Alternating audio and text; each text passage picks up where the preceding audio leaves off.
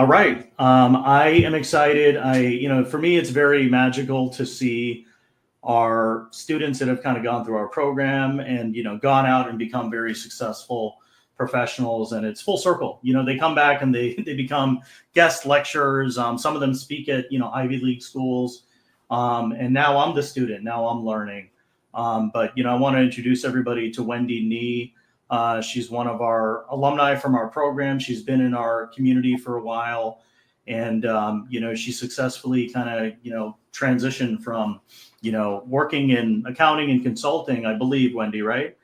And then essentially got into middle market PE. Sudden Capital just came up to my search, and that was a great transition for me to really start to learn how this venture capital private equity works. And Joe had like quite a few conversations with me back then, so I really appreciate it.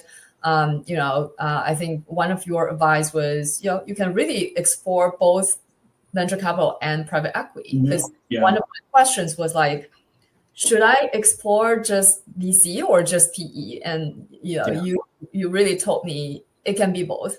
I got an internship.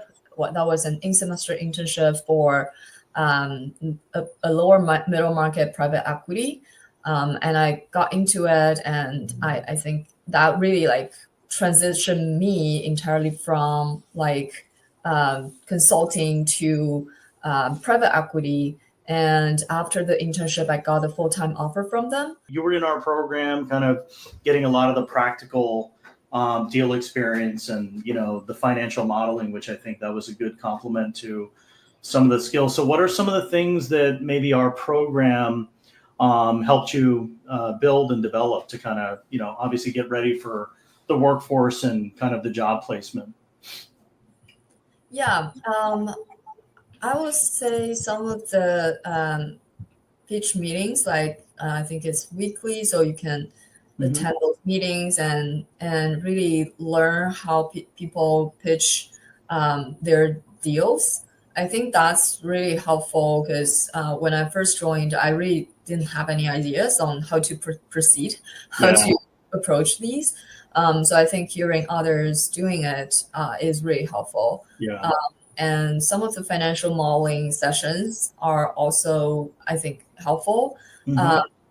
But from my perspective, I think not just like, especially on the financial modeling side, it's not just observing, you really have to do it. Absolutely.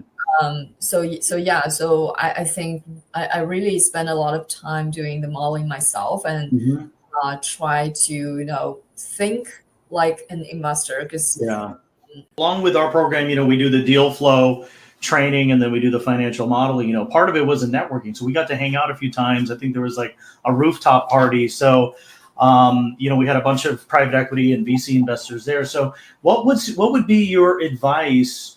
Obviously when we have our programs, we have a lot of investors there, so people that are maybe just kind of a little self-conscious, trying to still build their network and talk to people. What's helped you with your networking skills, and what would you recommend for people, maybe switching careers, getting into the industry? We all have imposter syndrome, right? So how would you go about that and, help people build their confidence? Yeah, I think it's a habit. Like, and I think it's a habit that you can never go back. Like once you're there, like once you get to a point where you really like feel like, oh, networking is really fun and it's really helpful for me, you can never go back. Like you will continue doing that. So I think it's just the first first push to get yourself accustomed to like a regular networking with people. And initially you might feel like, oh, I'm a little bit shy, or I don't know what to talk about. But you really like just get out there. Like I think like your events